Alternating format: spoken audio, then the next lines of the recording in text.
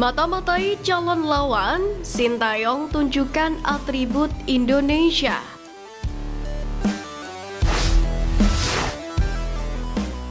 Kabar menarik datang dari pelatih Garuda Muda Sintayong yang langsung menganalisis kekuatan timnas Jepang U23 dan timnas Korea Selatan U23. Hal itu dilakukan Sintayong sebagai jaga-jaga jika nantinya timnas Indonesia U23 bertemu dua negara di atas di perempat final Piala Asia U23 2024. Sebagaimana diketahui, Garuda Muda selangkah lagi lolos ke perempat final Piala Asia U23 2024, yakni setelah menang 1-0 atas timnas Australia U23, tepatnya di matchday kedua Grup A. Marcelino Ferdinand dan kawan-kawan hanya butuh imbang melawan Yordania U23 di matchday pamungkas pada hari Minggu besok. Sintayong sendiri memastikan bahwasannya timnas Indonesia U23 akan berjuang keras saat melawan Yordania U23. Jika lolos ke perempat final, maka Garuda Muda akan menantang juara grup B yang kemungkinan ditempati oleh Jepang U23 dan Korea Selatan U23. Sebelumnya, pelatih 53 tahun ini mengatakan akan menyaksikan laga Korea Selatan melawan Cina. Dan terbukti dalam video yang beredar di media sosial, Sintayong pun nampak ditemani oleh beberapa staf memantau permainan negara asalnya tersebut. Sintayong terlihat menggunakan atribut timnas Indonesia sebagai identitasnya. Menariknya, Sintayong sendiri telah mendapatkan respect dari beberapa media Korea Selatan lantaran mampu membawa perubahan pada perkembangan sepak bola Indonesia. Bahkan usai mempermalukan Australia, sejumlah media Korea Selatan tampak terkejut bahwa Marcelino CS yang baru pertama kali mengikuti Piala Asia U23 merasa menakut Australia yang menjadi salah satu raksasa Asia. Terbukti media Korea Selatan Hani dan Export News menulis dalam laporannya kemenangan tersebut adalah Sintayong Magic. Adapun Sportkan menulis dalam laporannya, berkat kemenangan ini impian Sintayong bakal menjadi kenyataan.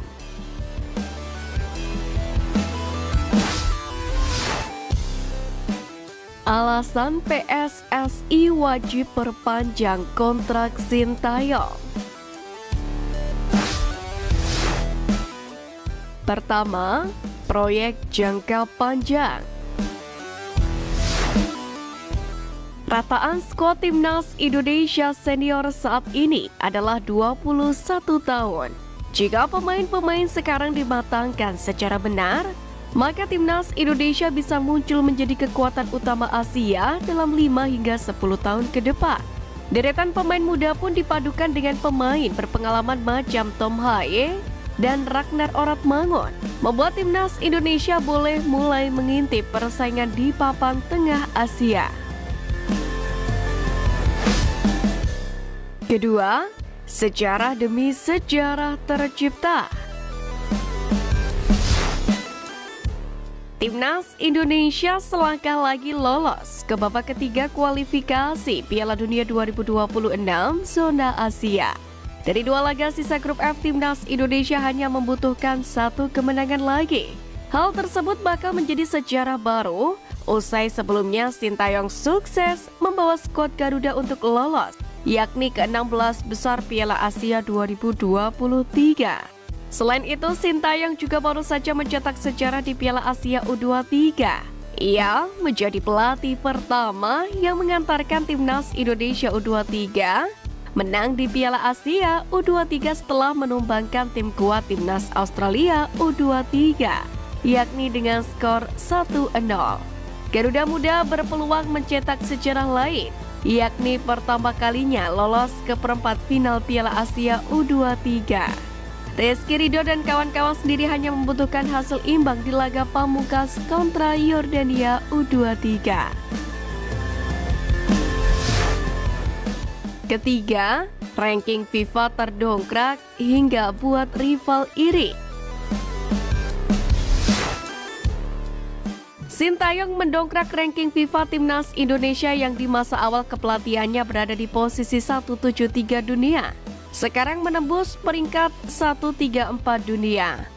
Timnas Indonesia sendiri bahkan berhasil melewati Malaysia yang terjun bebas ke posisi 138 dunia.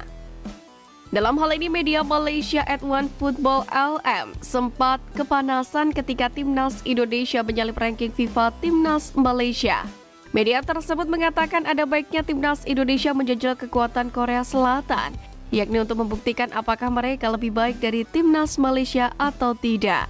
Sebab sebelumnya Malaysia mampu menahan imbang Korea Selatan di Piala Asia 2023, namun gagal lolos dari fase grup.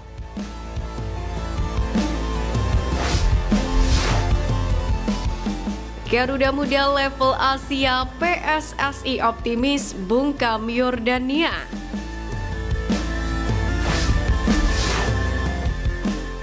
Kebangkitan Timnas Indonesia U23 di babak penyisihan grup A mengundang reaksi positif dari Ketua Umum PSSI Erick Thohir. Sebagaimana diketahui, Garuda Muda saat ini menempati peringkat kedua klasmen sementara. Adapun Qatar yang berada di posisi pertama grup A sudah memastikan diri melaju ke babak 8 besar Piala Asia U23 2024, yakni dengan mengemas 6 poin. Itu artinya Timnas U23 Indonesia hanya membutuhkan hasil imbang melawan Yordania untuk bisa lolos ke babak 8 besar.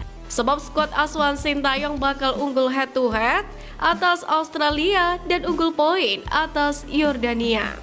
Meski begitu, Erick Thohir tidak ingin Timnas Indonesia U23 hanya imbang dan bisa sukses menang melawan Yordania. Namun, Justin Hubner dan kawan-kawan pantang menganggap remeh Yordania yang belum meraih kemenangan. Saya sih tetap optimis ya. Timnas U23 Indonesia sekarang ini sudah standar Asia Tenggara, bahkan Asia. Sekarang kami fokus dulu di laga besok, baru nanti bisa babak 8 besar. Syukur-syukur kami masuk 4 besar. Jadi 1 per 1, ujar Erick Thohir. Sebelumnya Erick Thohir sendiri telah mengkonfirmasi bahwa semua banding PSSI kepada AFC terkait kepemimpinan wasit Nasrullah Kabirov telah ditolak. Adapun penggawa Garuda Muda yang mendapatkan kartu merah tetap menjalani hukuman. Kendati demikian, Sintayong tetap bertekad membawa Timnas Indonesia U23 untuk mencapai target, yakni untuk lolos dari fase grup.